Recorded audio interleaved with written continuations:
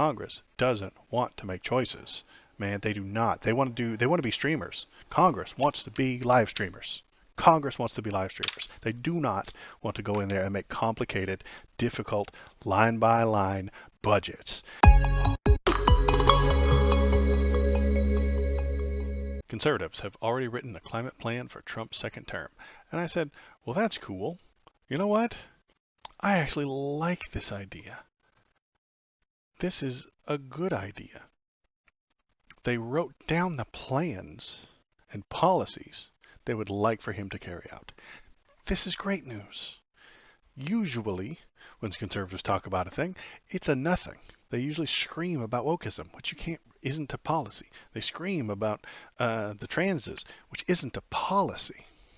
This is actually a government policy. This is actually a thing that they suggest that we do within the government. You're getting ahead of me, Shizuto. Slow down. I have to go through the steps. I was happy that they had a plan. They said, hey, you know what we need? Plans to do things. And I said, wow, that's a thing they haven't talked about ever. They didn't have a platform. There's not even a Republican platform. A platform suggests the plans about the things that you want to do.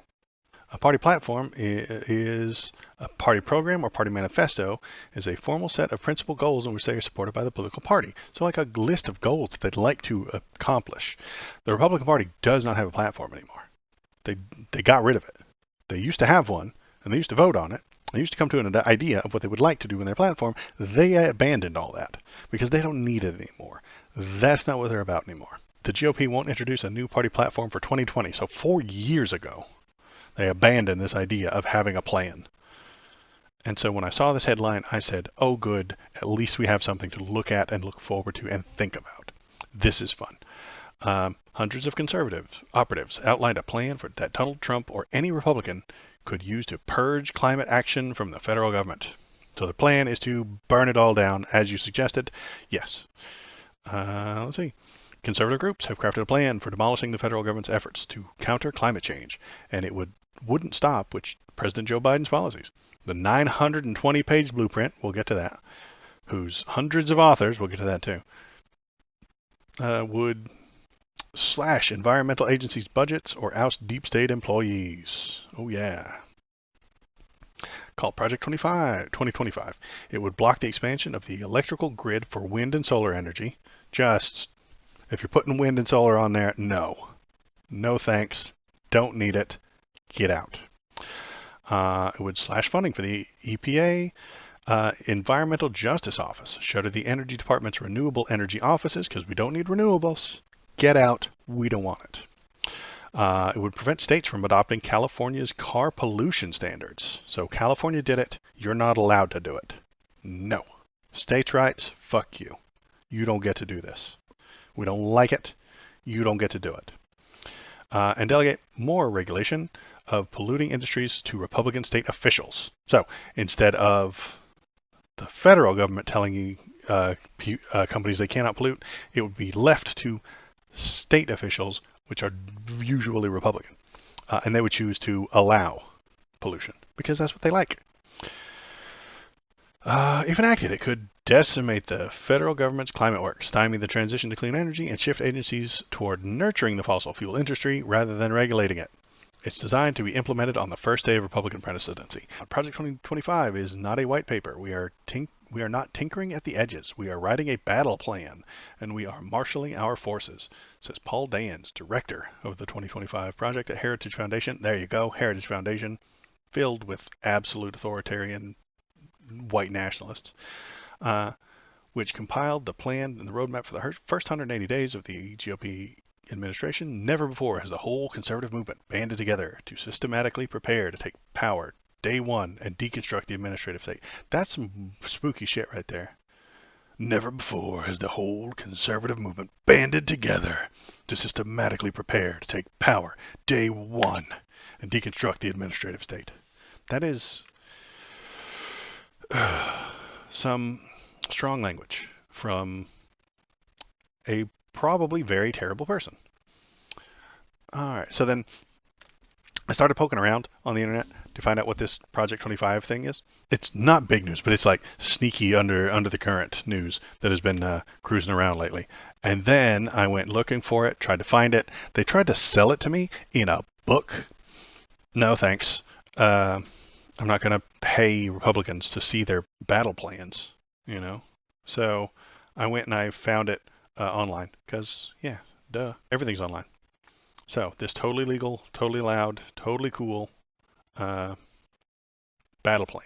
920 pages, but the first 33 are just a list of names, and they want these names there so that they can like hire these people once Donald Trump gets elected, or uh, maybe if not elected, then appointed as chancellor. We're not going to go over all 900 pages today. That would be too many pages. So maybe a chapter or two, and then we'll call it like the Authoritarian Book Club or something like that, where we read a few chapters and then discuss them. The Fascist Book Club. But that makes it seem like we're the fascists, so I don't like that name. Let me clear my throat and get ready for some very rousing Americana here. 44 years ago, the United States and the conservative movement were in dire straits. Both had been betrayed by the Washington establishment and were uncertain whom to trust. Whom? So you know how it says whom there. That's how you know it's very important. Both were internally splintered and strategically adrift. Worse still was at the moment of acute vulnerability and division. We find ourselves besieged by existential adversaries, foreign and domestic. The late 1970s were, by any measure, a historic low point for America, and the political coalition dedicated to preserving its unique legacy of human flourishing and freedom. Today, America and the conservative movement are enduring an era of division and danger akin to the late 70s. Now, as then, our political class has been discredited by wholesale dishonesty and corruption. Look at America under the ruling and cultural elite today. Inflation is ravaging family budgets, drug overdose deaths continue to escalate, and children suffer from the toxic normalization of transgenderism with drag queens and pornography invading the school libraries. We got to the second paragraph. Two paragraphs in. You guys, you need something else. Overseas, a totalitarian communist dictatorship in Beijing now is engaged in a strategic, cultural, and economic Cold War against America's interests, values, and people, all while globalist elites, there we go, yeah. I've said elites twice, even though the people writing this are PhDs who make shitloads of money. In Washington, awaken only slowly to that growing threat. Moreover, low-income communities are drowning in addiction and government dependence. Maybe the problem with the low-income communities isn't the fact that they're drowning in addiction and government dependence, it's the fact that they are low income because you don't pay them properly. If they weren't low income from being poorly paid, they wouldn't be addicted and on government dependence. Jesus Christ. All right. Can't even get through the second paragraph of this damn thing. It's going to give me an aneurysm. Contemporary elites have even repurposed the worst ingredients of 1970s radical chic to build the totalitarian cult known today as the Great Awakening. The Great Awakening. And now, as then, the Republican Party seems to have little understanding about what to do. Most alarming of all, the very moral foundations of our society are in peril. Yet students of history will note that notwithstanding all those challenges, in the late 1970s proved to be the moment when political right unified itself. In the 70s? Okay. And the country and led the United States to historic political, economic, and global victories. No, you co-opted the religious people and told them that supply side Jesus was Ronald Reagan's best friend. And they're dumb, so they believed you. The Heritage Foundation is proud to have played a small but pivotal role in that story. Yeah, they were around back then. It was in this early 1979, amid stagflation, gas lines, and the Red Army's invasion of Afghanistan, the nadir of Jimmy Carter's days of malaise, that Heritage launched. They fucking hate Jimmy Carter. Paragraph 4. We're already talking shit about Jimmy Carter. All right, they fucking hate that guy. He's banal. It's like hating graham crackers. Like there's nothing there. You can't hate them. It's like hating vanilla ice cream. It's fucking so plain and bland. There's nothing there to be angry at. Um, yeah, this is just what they did back in the 80s. We're skipping that. Uh, Freedom is a fragile thing, and it's never more than one generation away from extinction. I agree, Heritage Foundation. I think you're the ones about to extinct it. It is not ours by way of inheritance, but must be fought for and defended constantly by each generation. I agree, Heritage Foundation. I think you're the problem. This is the duty history has put before us, and the standard by which our generation of conservatives will be judged, and we should not want it any other way. The legacy of the mandate for leadership, and indeed the entire Reagan Revolution, we love that guy, he's so great, is that if conservatives want to save the country, we need a bold and courageous plan. This book is the first step in the plan. Conservative promise number one, restore the family as the centerpiece of American life and protect our children. That sounds awfully similar to the 14 words, doesn't it? Seems like it a little bit. But let's go on. The next conservative president must get to work pursuing the true priority of politics, the well-being of the American family. Is that really why we do politics? To protect the well-being of the American family? I don't think that's why we do it.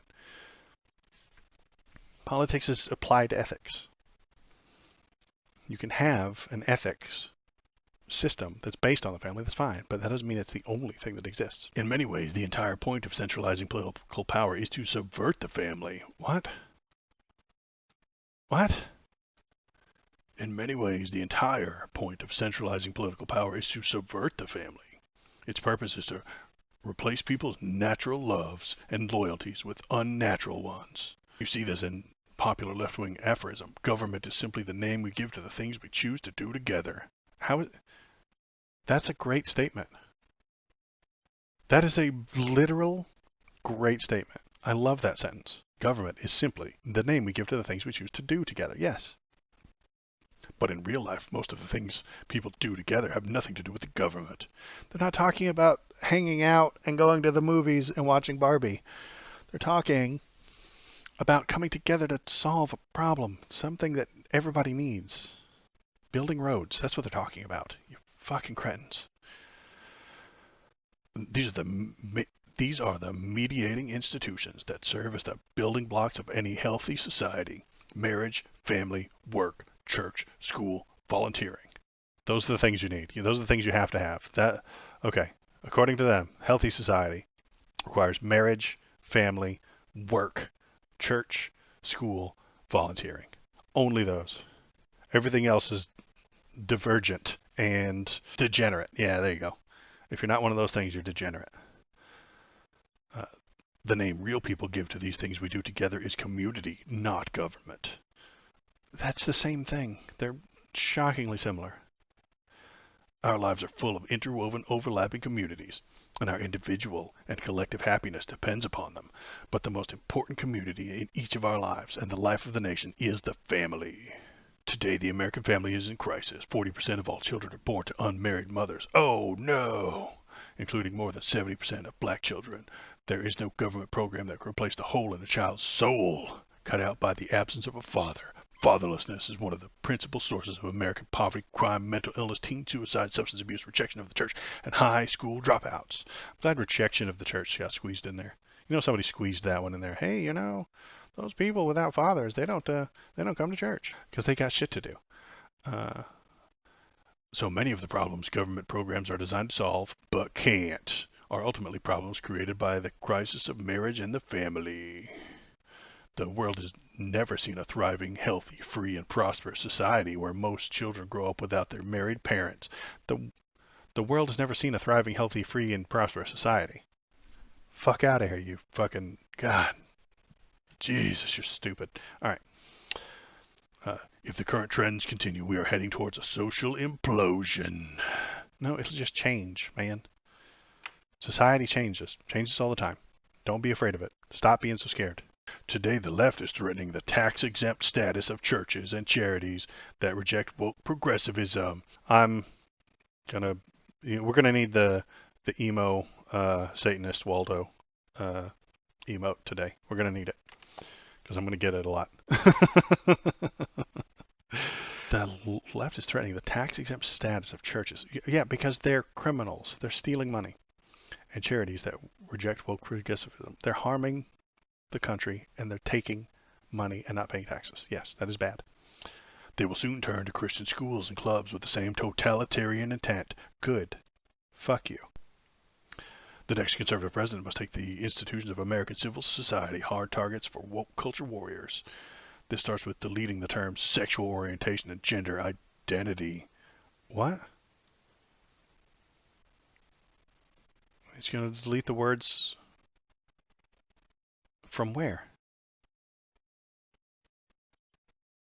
Oh, they're going to delete those words from the next conservative president must make the institution of American civil society hard targets for woke culture warriors. Making words illegal. Yes, the free speech warriors in this document want to make these words illegal. That's called free speech. Haven't you heard? It doesn't say where they want to delete them from. Reproductive and any other term used to deprive Americans of their First Amendment rights out of every federal rule. Okay, so they want to remove these things from federal rule, agency regulation, contract, grant regulation, and piece of legislation that exists. But what if they're talking about those things? There are certain rules and laws that will have to address sexual orientation, gender identity, gender equality, gender equity, gender awareness, gender sensitivity, abortion. There's fucking laws about abortion, my man. How do you take the word abortion out of every federal rule, agency, and regulation? You couldn't make it illegal if you didn't have the word in there. How is Kansas going to pass its law making abortion illegal if they're not allowed to put the word abortion into their laws? Doesn't make any sense, guys. Pornography manifested today in the omnipresent propagation of transgender ideology. Oh, I thought you wanted that to be illegal. And sexualization of children, for instance, is not a political Gordian knot, inextricably binding up disparate claims about free speech, property rights, sexual liberation, and child welfare. It has no claim to the First Amendment protection. Okay. So you're not free to do this thing. It has no claim to First Amendment protections. They're just choosing what is and isn't part of free speech. That's where we are, man. I was being a smartass and calling them authoritarians and fascists, but they literally are.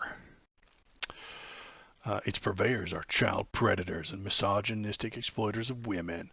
Their product is addictive as any illicit drug and as psychologically destructive as any crime. Pornography should be outlawed. There we go, baby. Not allowed to do that, says the free speech absolutists. Don't say that. You can't do that, says the people who are claiming to be the protectors of free speech. Is there anything about prostitution? Probably not. I don't know. I haven't seen it yet. We can do a Control F later if you want. It's a conservative manifesto, so I doubt they're in favor of sex work. The people who produce and distribute it should be imprisoned. Educators and public librarians who purvey it should be classed as registered sex offenders. And telecommunications and technology firms that facilitate spread should be shuttered. You mean like fucking Twitter? Goddamn fuckers. Jesus. God, they fucking love Twitter. They fucking hate porn. You can't hold both of those positions. You can't. In our schools, the question of parental authority over children's education is a simple one. Schools serve parents, not the other way around. Fuck you. No, they don't. Schools serve the public. Parents are a part of that public, and they have something important to do with their children, and they're bringing up. But the school is to make a person ready for the society that exists, not the imaginary one that conservatives wish existed. If you send your kid to a fucking school and they act like Leave It to Beaver is real, and then they come out and it's not, you're going to have a bad time. They're going to have a difficulty adjusting. If you fucking have an Amish society and then you let the kids leave, they're going to have a hard time. You know? Those Amish kids they go on the Rumspringa, but then they come back because they're scared. It's terrifying and they're not prepared for it. It's not what they are used to. You have to have a school prepare kids for the society that exists. That is, of course, the best argument for universal school choice. No. School choice is inherently um, for the people with privilege. And if you have the privilege of going to a different school, if you have the privilege of being wealthy enough to own a vehicle and take your child in the morning when everybody's going to work, and you should be going to work, to a school that's farther away, you're entitled. You have privilege that other people do not have. A goal all conservatives and conservative presidents must pursue. But even before we achieve that long-term goal, parents' rights as their children's primary educators should be non-negotiable in American schools. What? No. States, cities, and county school boards, union bosses, principals, and teachers who disagree should be immediately cut off from federal funds. Because they disagree with you. Disagreement is treason. That was on the fascist list I did last week. The noxious tenets of critical race theory and gender ideology should be excised from curricula in every public school in the country. No, those are things that you should learn about when you're old enough. Gender ideology, motherfuckers love gender ideology. Republicans never stop talking about it. So just arguing about what is a woman is gender ideology. You idiots. Saying that boys do this, boys play with G.I. Joes and girls play with Barbie dolls is gender ideology, you buffoons. These theories poison our children who are being taught that in the one hand to affirm that the color of their skin fundamentally determines their identity and even their moral status, while on the other they are taught to deny the very creatureliness that inheres in being human and consists in accepting the givenness of our nature as men and that's okay. I really failed that sentence. I did a bad job. It was hurting my brain as I was saying it. I couldn't get all the words out. I'm bad at this. Don't forget to hit that like and subscribe button. Hit the follow button for more dreck like that. Allowing parents or physicians to reassign the sex of a minor is child abuse and must end. For public institutions to use taxpayer dollars to declare the superiority or inferiority of certain races, sexes, or religions is a violation of the Constitution and civil rights law. It cannot be tolerated by any government anywhere in the country. Nobody's doing that. Nobody's doing that. You're very upset about this. No one's doing it. Finally, conservatives should gratefully celebrate the greatest pro-family win in a generation, overturning Roe v. Wade. A decision that for 5 decades made a mockery of our Constitution and facilitated the deaths of tens of millions of unborn children. But the Dobbs decision is just the beginning. Conservatives in the states and in Washington, including the next conservative administration, should push as hard as possible to protect unborn in every jurisdiction in America. In particular, the next conservative president should work with Congress to enact the most robust protections for the unborn that Congress will support while deploying existing federal powers to protect innocent life and vigorously complying with statutory bans on the federal funding of abortion. I don't think it's federally funded ever. It never has been. Never been federally funded. Never has been. They scream about it. Never was true. Conservatives should ardently pursue these pro-life and pro-family policies while recognizing that many women who find themselves in immensely difficult and often tragic situations and the heroism of every choice to become a mother. Oh, be a hero. Alternatively, options to abortion, especially adoption, should receive federal and state support. They won't, but the heroism, that was one of the points on the fascist checklist, is everyone trained to be a hero. So something terrible happens to a woman and she's pregnant, doesn't want to be. She needs to suck it up and be a hero, baby. Be a hero. Stop being such a wimp. Be a hero. Die for the ideology. That's right. Promise number 2, dismantle the administrative state and return self-governance to the American people. What? The administrative state? Okay. Of course, the surest way to put the federal government back to work for the American people is to reduce its size, obviously, and go back to something resembling the original constitutional intent. You don't know what their intent was. You can't. It was 200 years ago. They spoke a different fucking language. Conservatives desire a smaller government, not for its own sake, but for the sake of human flourishing. But the Washington establishment doesn't want to constitutionally limited government because it means they lose power and are held more accountable by the people who put them in power. Like restoring popular sovereignty, The task of reattaching the federal government's constitutional and democratic tethers calls to mind Ronald Reagan's observation that there are no easy answers, there are simple answers. What? Are you fucking on again? Okay, come on. Give me something to work with. Consider the federal budget. Under current law, Congress is required to pass a budget, issue specific spending bills comporting with it every single year. The last time Congress did so was in 1996. Congress no longer meaningfully budgets, authorize, or categorizes spending. Well, yeah, because they're wieners. They don't want to do that because then someone will vote them out for the choice they made. Congress doesn't want to make choices. Man, they do not. They want to be streamers. Congress wants to be live streamers. Congress wants to be live streamers. They do not want to go in there and make complicated, difficult, line by line budgets. That's just hard. They don't want it. What they want to do, stand in front of the camera, talk shit. That's what they want to do. That's what they want to do. They should. Stop being in government and just go be a live streamer. Talk your shit. Be a radio host. Be a Rush Limbaugh or Mike Pence. Mike Pence used to be a radio host. He used to be a live streamer, just for voice and audio. And let policy nerds be in charge of the policy. Like, let the nerds do it.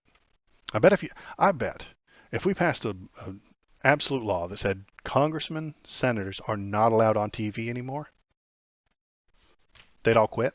They wouldn't even do it anymore. They wouldn't. They'd all go home. They'd be like, well, there's nothing in here for me. I'm out. And then we get a bunch of really boring policy nerds who would make the world better. Anyway, I'm off topic. Here we go. Instead, party leaders negotiate one multi-trillion-dollar spending bill several thousand pages long and then vote for it before anyone literally has a chance to read it. Yeah, your side is doing that too, my man. They do this during Bush. They do this during Donald Trump. They do this every time. Complaining. In the end, congressional leaders' behavior and incentives are no different from those of global elites insulating policy decisions. Global elites. Not us, though. People who are paid lots and lots of money to put all these words in a book. We're not the global elite. The term administrative state refers to policy-making work done by the bureaucracies of all the federal government's departments, agencies, and millions of employees. Good. This is a good thing. You need that. Under Article 1 of the Constitution, all legislative power herein granted shall be vested in the Congress of the United States, which shall consist of a Senate, House, and Representatives. That is, federal law enacted only by elected legislators and both houses of Congress. That happens now. That's what happens. They pass the laws, and they make a agency to do that law. You can't just pass a law and have it magically be enacted. Shit needs to be carried out and watched and monitored and seen that it works, and people need to be hired to do those laws that you passed. I don't know why they're upset about this. This exclusive authority was part of the framers' doctrine of separated powers. They not only split the federal government's legislative, executive, and judicial powers into different branches, they also gave each branch checks over the others. Under our Constitution, the legislative branch, Congress, is far and away the most powerful and, correspondingly, the most accountable to the people. Okay. In recent decades, members of the House and Senate discovered that if they give away the power to the Article 2 branch of government, they can also deny responsibility for its actions. Yes, I'm agreeing with you here. They give it to the president so that they don't have to make any difficult decisions because they just want to be live streamers. So today in Washington, most policy is no longer set by Congress at all, but by the administrative state. Yeah, because they're wieners. They're wimps. They don't want it. Given the choice between being powerful but vulnerable or irrelevant but famous, most members of Congress have chosen the latter. I agree. They want to be live streamers. Congress passes intentionally vague laws that delegate decision-making over to a given issue to a federal agency. That agency's bureaucrats, not just unelected but seemingly unfireable, then leap at the chance to fill the vacuum created by Congress's preening cowardice. The federal government is growing larger and less constitutionally accountable even to the president every year. Dun dun dun! Oh, we've got examples. A combination of elected and elected bureaucrats in the Environmental Protection Agency quietly strangles domestic energy production through difficult to understand rulemaking process. You want to get rid of wind and solar. That's domestic energy production. You just don't like it because you're bought and sold by the fucking oil industry. Bureaucrats at the Department of Homeland Security follow the lead of feckless administration, open border and immigration enforcement agencies, and help migrants criminally enter our country with impunity. Immigration is good for our country. Fuck off. Immigration is great for our country. Always has been, always will be. Bureaucrats at the Department of Education inject racist, anti-American, ahistorical propaganda into Americans' classrooms, except when you do it when you want PragerU to be taught to Florida's kids. Fucking hell, these guys. Bureaucrats at the Department of Justice force school districts to undermine girls' sports and parents' rights to satisfy transgender extremists. No, they don't. Never have.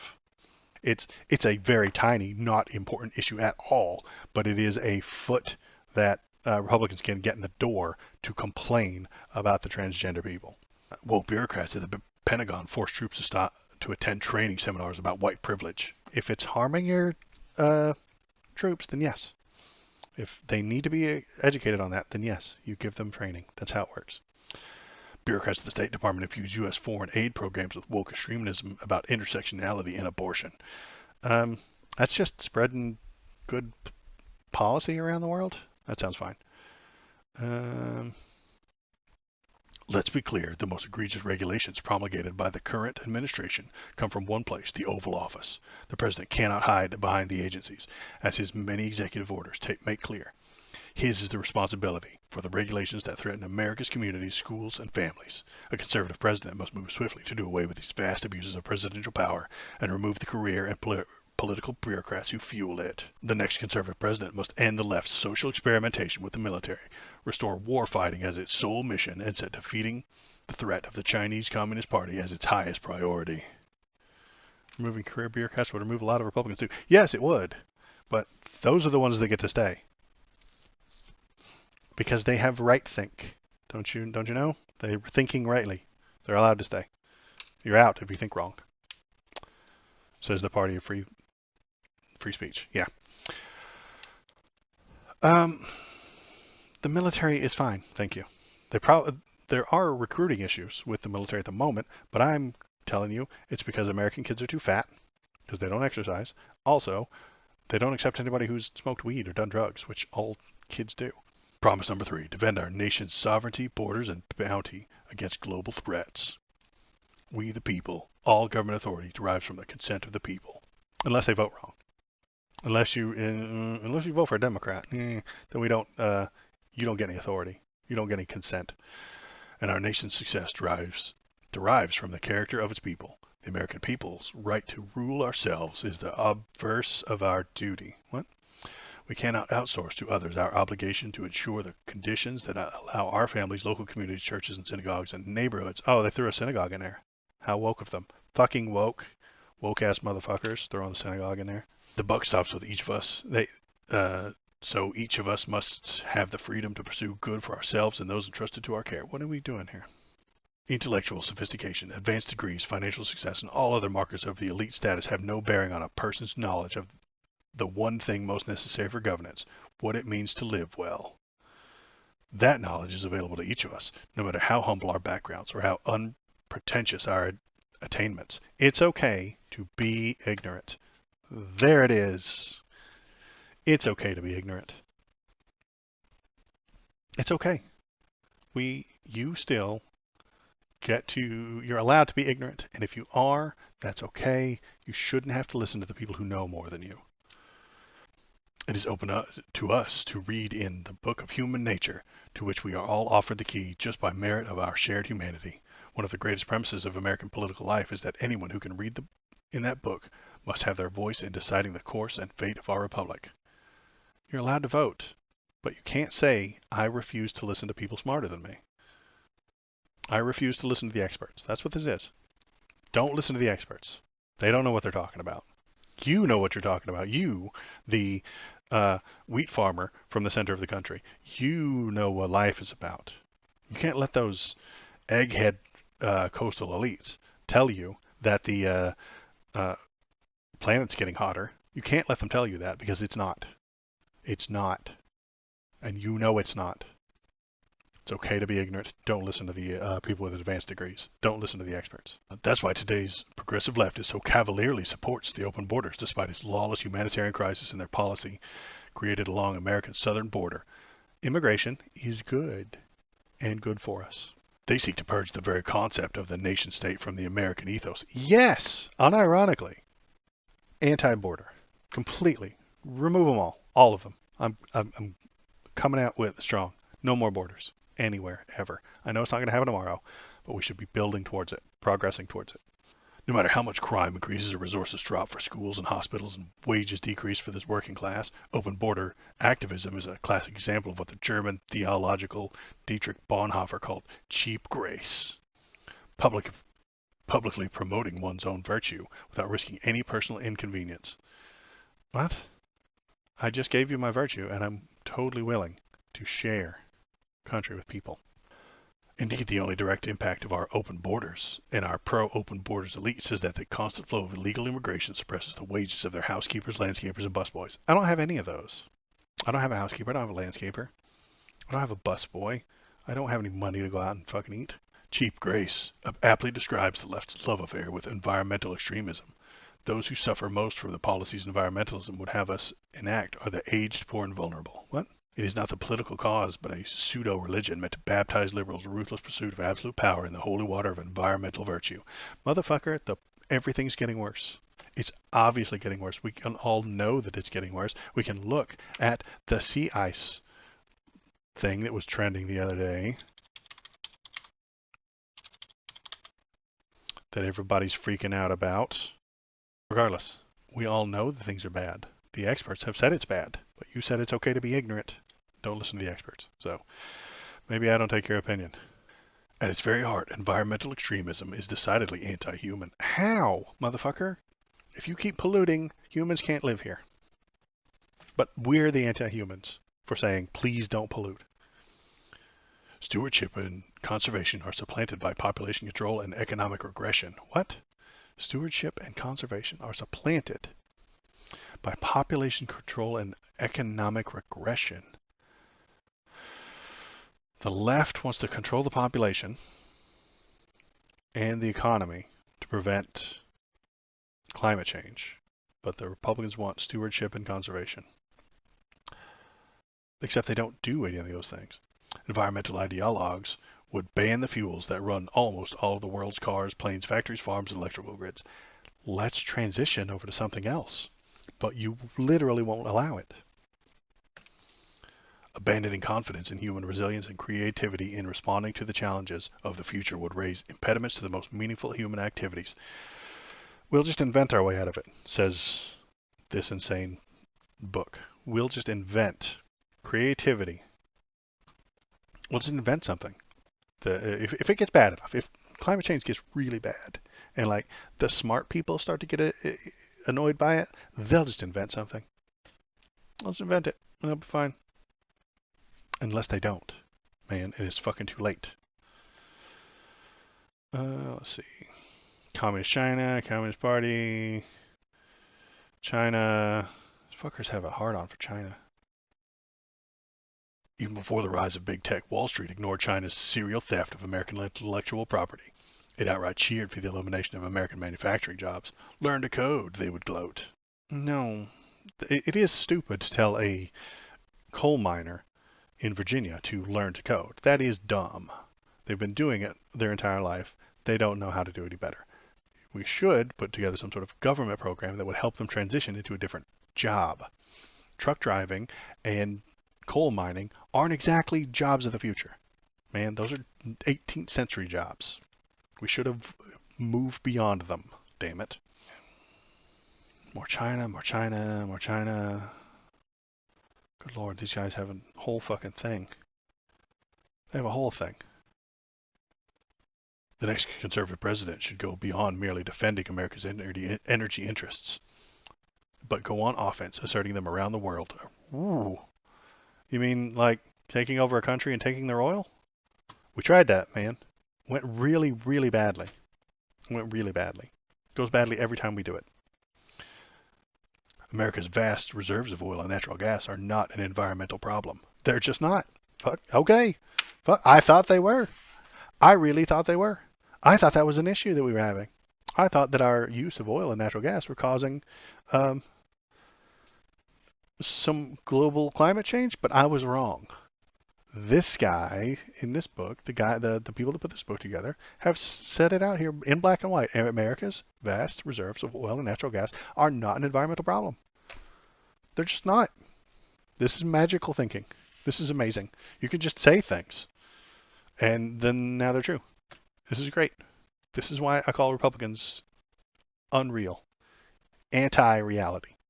They just get to say what they want, and their fans will just love it. American dominance in the global energy market would be a good thing for the world and, more importantly, for we the people. It sounds like the 14 words again. It's good for the world. It's okay for the world. Very good for us. Good for the world. Very good for us. It's not just about jobs, even though unleashing domestic energy production would create millions of them. It's not just about higher wages for workers who didn't go to college, though they would receive the raises that they had missed out on for 2 generations. Full spectrum strategic energy dominance would facilitate the reinvigoration of America's entire industrial and manufacturing sector as we disentangle our economy from China. Jesus Christ. They're going to bring all the jobs back.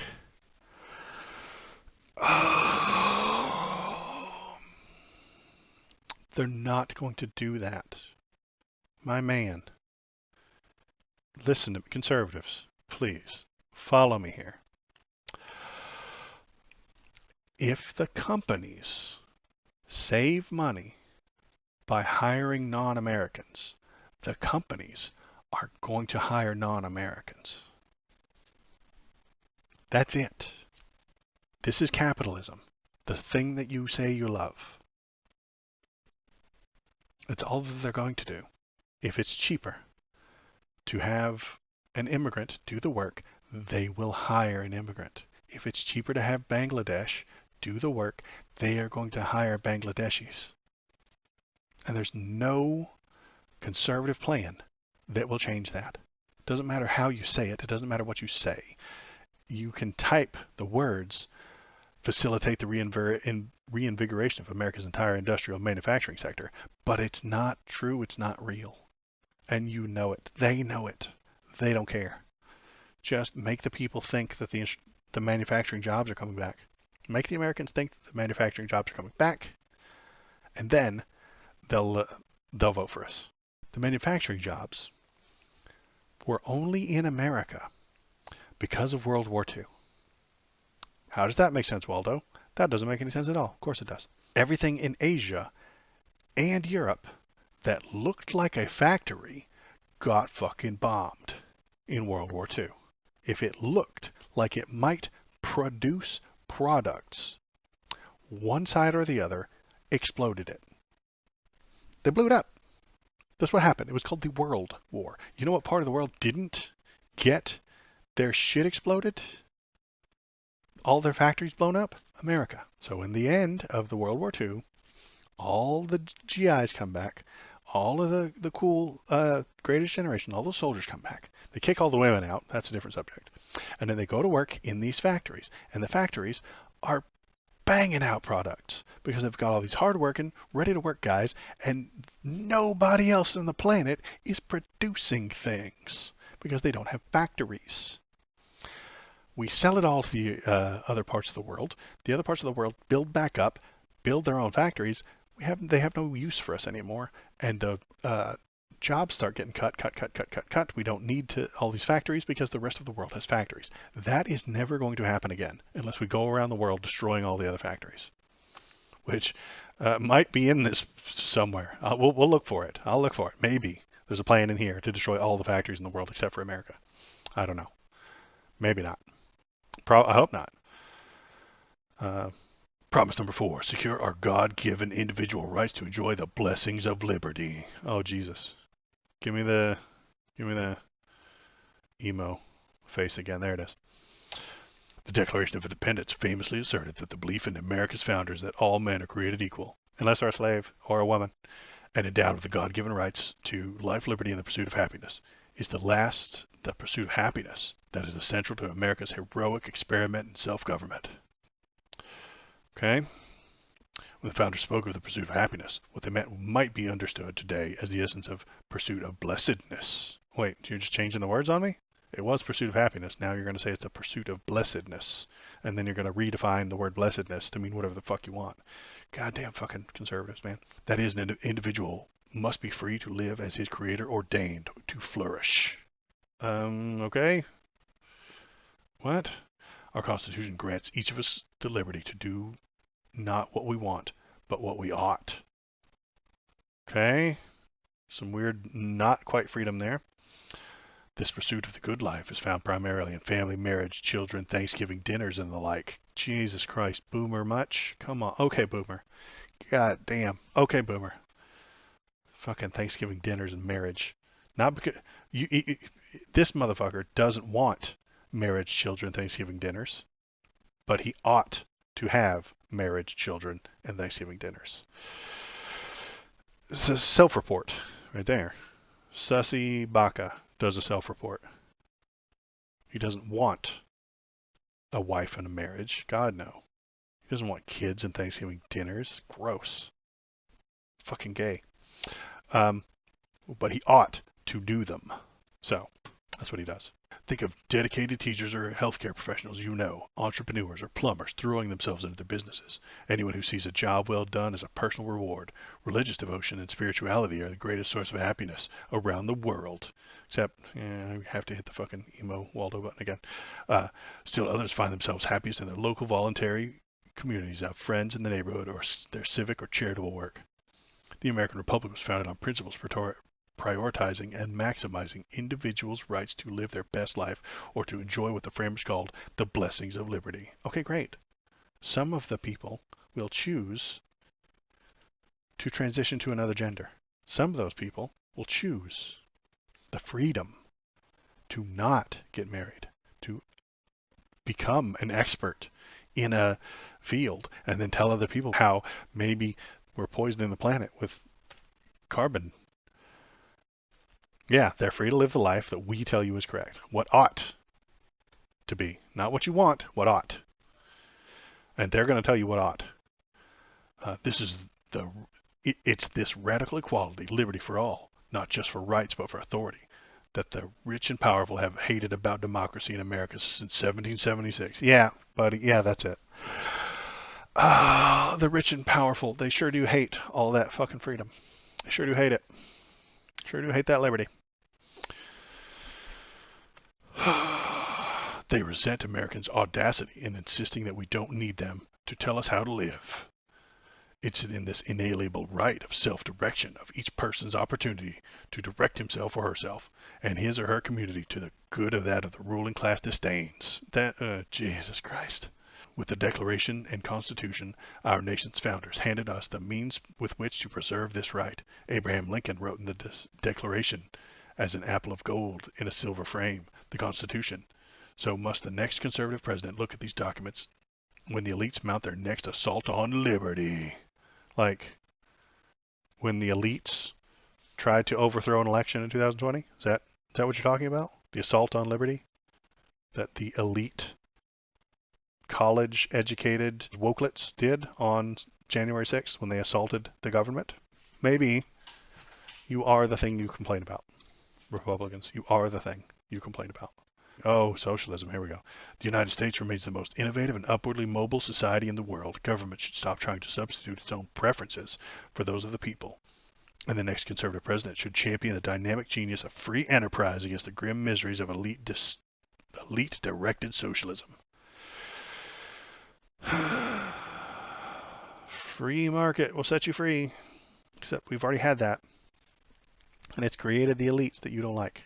It's created. Free market is what's buying the politicians. The free market is what's paying the politicians. The promise of socialism, communism, Marxism, progressivism, fascism, whatever name it chooses. Fascism doesn't belong there. Is simple. Government control of the economy can ensure equal outcomes for all people. Not what they want to do none of those things. I mean, fascism doesn't belong on this list, but the other three do not want government control of the economy.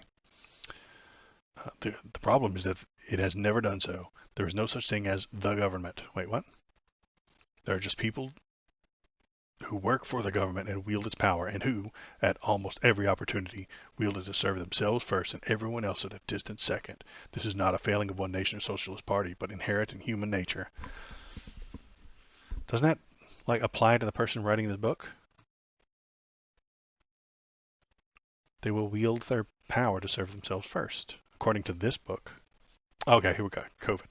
We see the same corruption expressed on an individual level whenever billionaire climate activists who want to outlaw carbon-fueled transportation fly to A-list conferences on their private jets. When COVID-19 shut down politicians like former House Speaker Nancy Pelosi. Dun, dun, dun.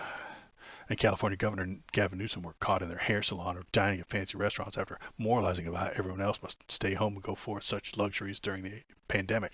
Yes, that's shitty. I agree. But the Republican side said that COVID wasn't real and didn't shut down anyway. Half the fucking Republican voters don't even think COVID-19 was a big deal and got it 5 times. All right, I think we'll leave it off there. Page 48. Those are the 4 main tenets of the book, I guess the promises of conservatism. They promise to give you liberty that they approve of. You are promised to get the approved liberty and nothing outside the approved liberty. I promised to defend the nation's sovereignty and borders, even though they won't protect them. And if it's cheaper to hire the outside workers, then they will. So conservative is just going to ignore it. They're going to yell at you. They're going to tell you they're doing that, but they're not. Then promise number 2 is dismantle the administrative state so that you can't complain and nobody will do any governing. There won't be any government because we've taken it all apart and given it to the corporations probably. Because honestly, who's going to step in? There are only 2 kinds of power in the world. Government power and market forces. So if the government isn't doing the government job, then the market will. Then we all get to live in company towns. It'll be great. Promise number 1, restore the family as a centerpiece of American life and protect our children. Nonsense. They will give you the family that they want you to have, and that's what you will get. And if you deviate, you are a degenerate, disgusting, liberal monster. If you don't exactly do what we tell you when we tell you to. And if you complain about it, you're going to be dissenting, and dissent is treason, and we will not accept it. Very fun stuff. I'm glad I got this book. This is a very good read. Marking it down as page 48. That's enough for today. We've gone several chapters into the Conservative Manifesto. I might read ahead just to make the stream a little bit better so I can know what's happening and what's coming up. So I might read ahead a little bit and then bring out the best parts so I don't have to skim for all those things. I think that was a very good, very fun book club. I'm going to work on the name, though. Fascist Book Club. Again, doesn't sound good. It makes it sound like we are the fascists. I don't like that. So we'll have to call it the Conservative Manifesto. Reading the Conservative Manifesto. I think that's the best term for it. Oh, hi. Thanks for sticking around to the end of the video. If you liked what you saw, hit the like button. Press the subscribe button. If you want to tell me how right I am, feel free to leave a comment. If you want to tell me how wrong I am, leave a comment too. That's good. This is just kind of a hobby for me, so I appreciate you coming by, giving it a watch, and pressing the YouTube buttons. Thanks.